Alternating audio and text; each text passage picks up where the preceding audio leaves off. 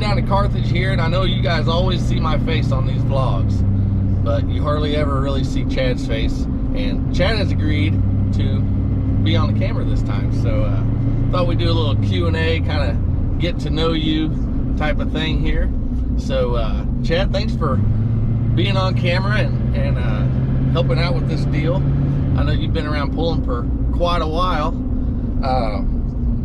So run us through like your history when you were growing up. What got you into pulling? What got you into motorsports? Oh, well, my dad was always sort of into motorsports, and we had two guys in Jefferson City, Donnie and Donnie Burmer. They had modified trucks. One of them, they were both Dodges. One of them was scrap iron, and the other one was bad to the bone. And they traveled around. I think it was with Tri-State back then, which would be Excalibur now. And we kind of followed them around a little bit and had fun, you know, kind of knew them and got to chum around with them and everything. And then that kind of trickled off. And then my uncle from Herman, Missouri, got to be, well, was friends with a couple guys that had I think it was like probably an early 70s 3/4 ton Chevrolet that they drove on the street. It was just a farm truck they started out with, and then they just kept, like everybody else, it just got to where it kept getting hotter and hotter. They souping it up a little more, and they got to where they had to haul it on a trailer instead of driving it to pulls. Well, then they went and they turned it into what would be a pro stock truck. They pulled that with Tri-State, which of course once again would be Excalibur. They did that through the mid 80s, and so we followed them around as much as we could. Went to Montgomery City and Troy with them, and always had a good time, and got our feet wet with that. And then just kind of took some time off, you know, and through the 90s I graduated high school, got married, kind of got out of the motorsports scene for a little while. Still went and watched roundy round racing, dirt track guys.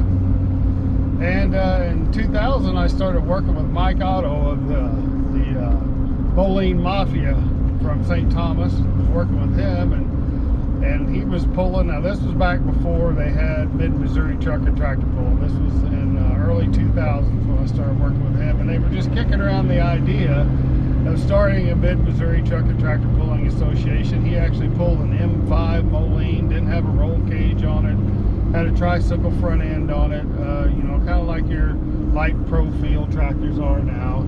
But it was just of course it was all brush pulling. It was, I don't care what class you pulled in, it was run what you brought, hope you brought enough. I mean, they had what would be kind of like the pro street trucks now. They had 500 plus cubic inch engines in them. Had a couple international tractors that was running so much nitrous oxide through them that they would make the heads almost glow. The entire exhaust and the entire housing for the turbochargers would be glowing. So it got out there for a couple years, and then the guys kind of sat down and said, hey, you know, we need to maybe get this where we have some rules so it's a little more fair, so the guys can kind of build something, you know, and it'd be kind of more closer competition. And so then, of course, my brother got to be friends with a guy named Carl Lubert that had a pickup. And once again, we're talking early 2000s, like 2000, 2002, somewhere in there. And Andy would go hang around with Carl, and I'd come with Mike, you know. Well, then I got to know Carl, and this, you know, we just got to go into all these pulls all the time, and we were always around everything, and always enjoyed the sport. And there's a lot of good people we got to meet over the years, you know, especially since we got into it in the early 2000s. As far as competing and doing things with pulling, I mean, I started, like I said, in around 2000, and, you know, for 24 years now, been beating up and down these blacktop highways, chasing this sport around. So yeah, it's been a lot of fun. Yeah, you've done a little bit of everything. I know you did some announcing even. So how'd you get into that? Well, we'll start out that's a multi-part story. I'll try to make it as quick as possible. I kind of was the Mike Muslin before there was a Mike Muslin. I started out kind of like you did with a little old camera, only it was a still camera taking pictures. And then I bought a 35mm, so I mainly followed mid-Missouri around and took photos of them and sold them to the pullers, just like Mike Muslin does these days. You know, only back then it was a little more involved. You had film. You know, I'd go to an event, and that's when Walgreens was open 24 hours in Jefferson City, and I'd go from the event, and the next stop would be Walgreens, and then go home. Well, we were in Chillicothe, Missouri one night, and with Mid-Missouri Truck and Tractor Pullers, and their announcer didn't show up. So the then president, Jeff Rank, came up to me and he's like, "Will you announce?" And I'm like, "Oh, no way am I getting on a microphone in front of a crowd of people." Because you had never done it before. No, never done it before, never spoke in front of an audience, nothing. I'm like, nope, I'm out. So forgive me, I can't remember the gentleman's name, the promoter. He came up with Jeff and he had a $100 bill in his hand, and he said, "I don't care how bad job you do." He said, "If you sit up there the whole night and you announce this pull," he said, "I'll give you this $100 bill when we're done." $100. So I got up there and I was so nervous. I'm like, oh my God, you know. But I realized pretty quick that the people weren't there to listen to me talk. They were there for the pullers, you know. So that's how that all got started. And I just did that one show, and everybody came up to me and they're like, "Oh, you did a great," you know. I thought I was like the most horrible thing ever.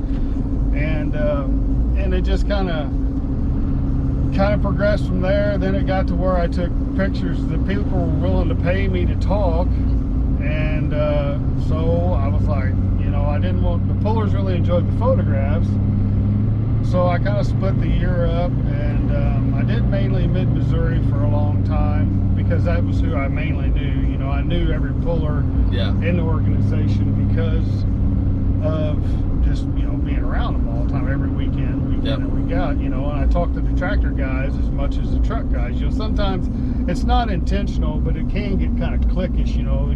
The tractor guys hang with the tractor guys, you know, and it's nothing, no animosity, it's just the way it works. So, and as time progressed, more people, with the encouragement of the pullers and with the promoters, like I said, they were willing to, you know, pay me a little money to sit there and talk for 4 hours. So it's like, okay. So we're progressing on. This was getting around 2005, 2006, you know, whenever this all was taking place.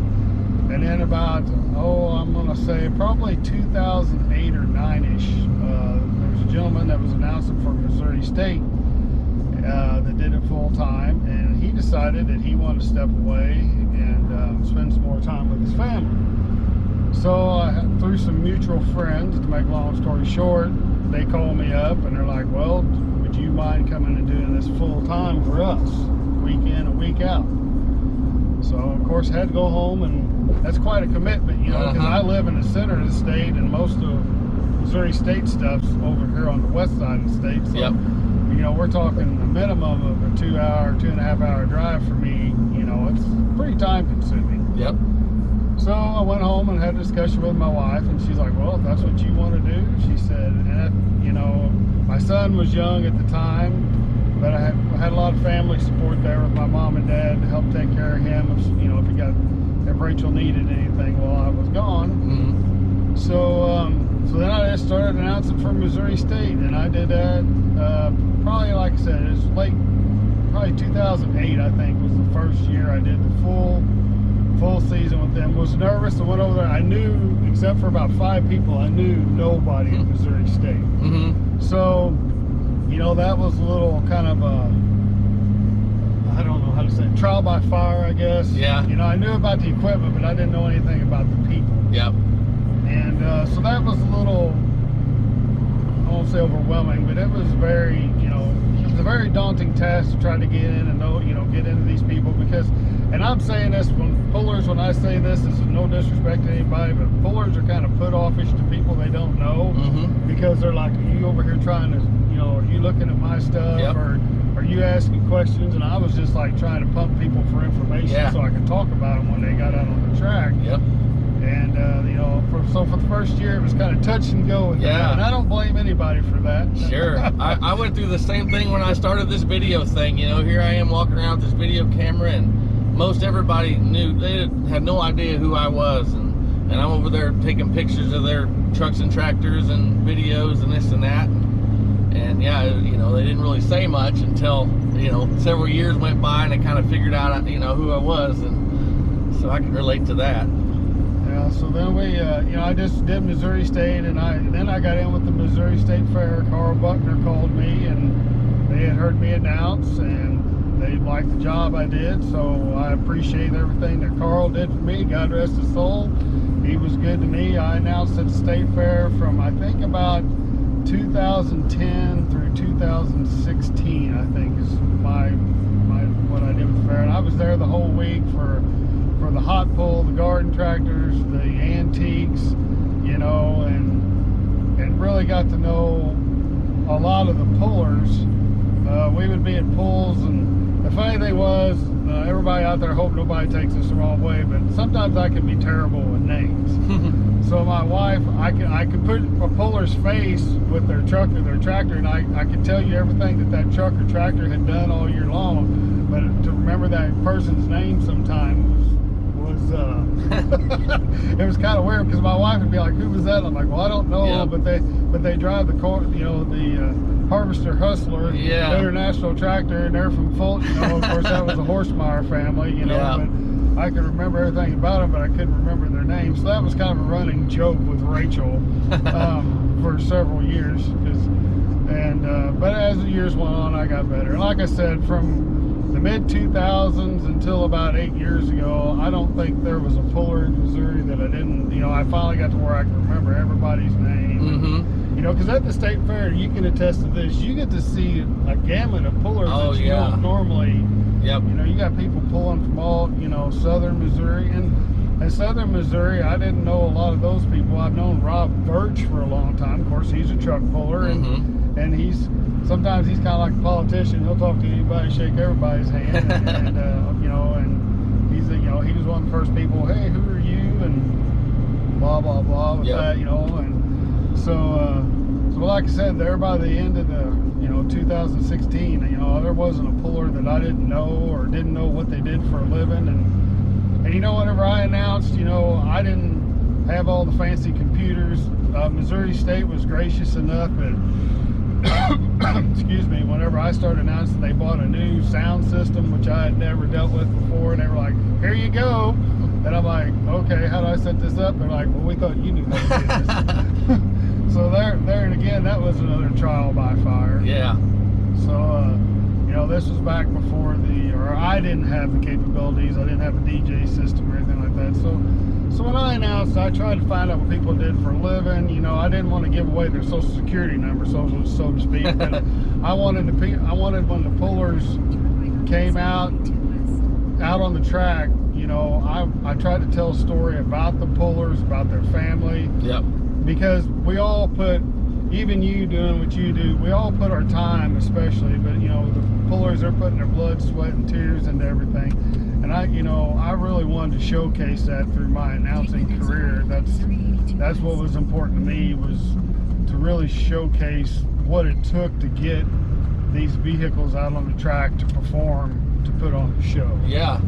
And you know, and I feel pretty fortunate, because you don't really announce anymore, although you did this year, I guess, but you're pretty much mostly retired from that. But I really enjoyed listening to you announce, I just tell you that. I know the state fair especially, it was you and Doyle Bounds, wasn't it? Yep, Doyle. And I know, I remember one year in particular, you know, there was a little bit of rain delay or something like that, and Chad and Doyle sat there and kept that crowd entertained. You know, it was several hours, I think, they were working on things, and nobody left. They were just, Doyle knew the tractor stuff, Chad knew the truck stuff, and you guys could just sit there and talk, and it was just so interesting. You know, I would have paid a ticket just to sit there and listen to you all. You know, and that, I thought that was, you know, like back before I was really involved, I just really enjoyed that. But, yeah, and that, you know, and that's the one thing I try to do too. You know, I've always been a truck guy, and the tractors, you know, I've tried to learn about them and get some information, and you know, I took a lot of notes. One person I want to thank in my early days was Darren Horsemeyer. You know, he's like, "Ask me anything, I don't care." So I got a notepad and kind of asked him some questions, and you know, and he was very gracious to me. You know, back, this was, like I said, we're talking 2008 probably, and he answered. He may not even remember the conversation we had, but we had a good conversation, and I got a lot of information that you know, you asked me stuff about a pulling truck. I can you know, I know enough about that. I can kind of explain it to you. But tractors, they were not my forte. Let's say Yep. at the time. Yep. You know, now I'm a little more involved and understand how things work and what it takes to make each tractor class run. Yep. But it was a long road, but it got to the point where my brother was running the Outlaws with Wicked Sensation, and I was trying to go with him. I was trying to coach my son's baseball team, and there was other things in my life that were going on. You talk about burning the candle at both ends. I was burning it with a blowtorch. Yeah. You know, I didn't get much rest, and finally Rachel's like, my wife, she's looking at me, you know, she's like, you're going to have to let something go here, because you can't do this and expect to function in life, you know, more Yep. or less is what she said. Uh-huh. She goes, it's either going to be the pulling or the announcing or something. She goes, but you got to give yourself some time to decompress, Yep.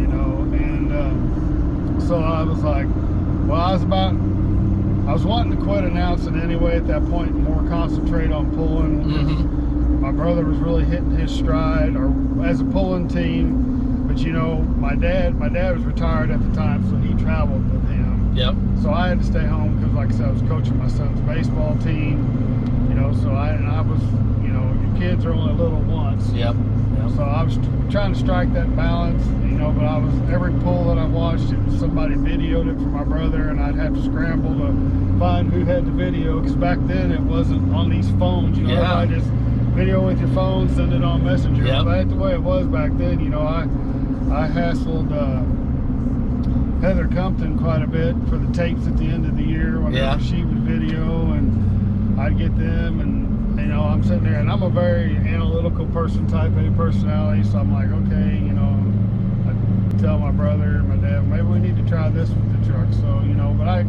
it's nothing like seeing a vehicle live though, to see, you know, Yep. kind of course, with your equipment you have now, it's so clear, the 4K stuff. Yeah. Yeah. You know. You can slow it down if you need to, and this and that.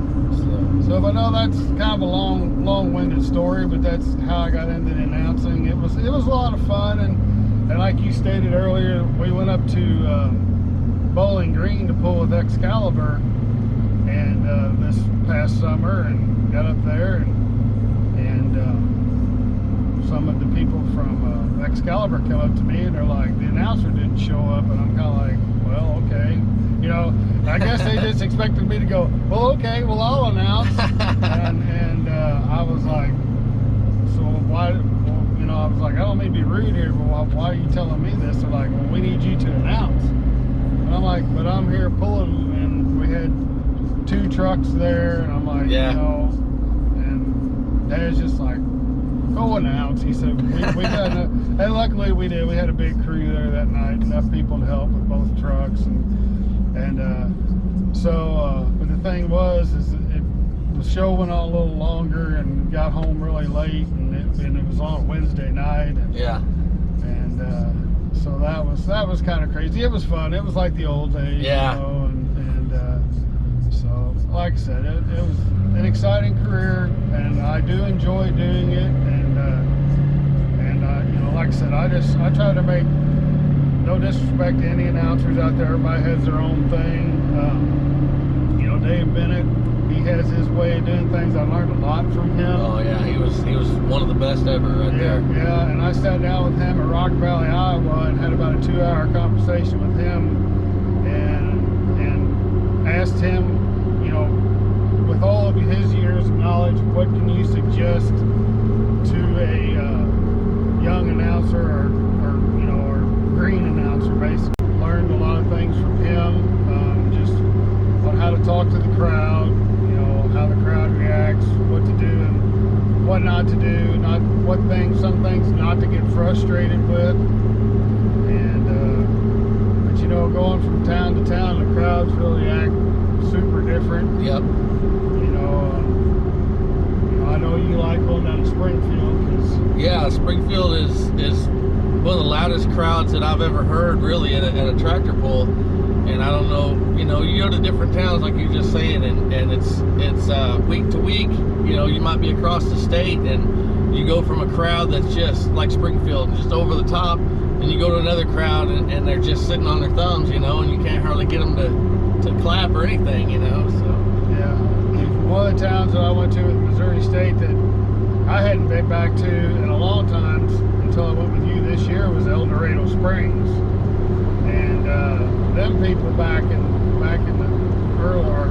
the early 2000s, you know, when I was doing this 2010 and later there, they would really get with it. I mean, we had a guy one time, he hooting and hollering and took his shirt off and run all the way up the track, and I was joking around, I don't know what y'all got in the water down here, but I'm not sure I want to drink it. And, that was actually one pool that I always enjoyed going to. Of course, the state fair, you can't beat the state fair. You know, everybody's got their way of checking in with the crowd. Mine was, you know, if you're having a good time, give me a Bo Duke yeehaw, you know. yeah, The first time I did that, it was like, I don't want to say it's like a rock star experience, but you kind of, that big crowd just yells that back at you. Like, this lady sitting next to me that would help keep track of distances, because back then we did everything pretty much on paper yet. Was making the transition to computers, but she's like, I've worked here for over a decade, and she goes, I've never heard the crowd here get that loud, and so it was always a lot of fun. And like I said, I'm not saying I'll never do it again. I'm really enjoying pulling more. You know, I run with Kevin Slusherman in the Legal Addiction truck, and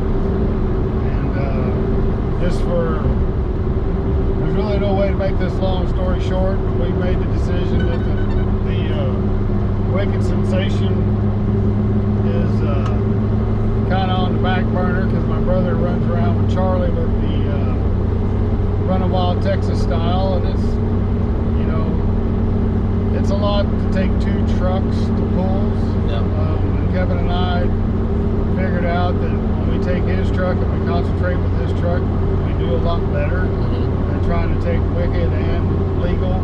And so we just kind of talked it over, and you know, and this is what we're doing right now. I'm not saying it's going to stay that way, you know. The old Blue, old Wicked, she might come out and be out on the track a whole season here before long. I don't know. We're just going to play that. But I'm kind of enjoy always giving you crap. I'm enjoying being circuit or clown in your circus. That's what I always say. well, I sure appreciate the help, and you know, obviously anybody watching this, if you watch our videos, you know how valuable his stuff is, because when he's there, our videos look so much better.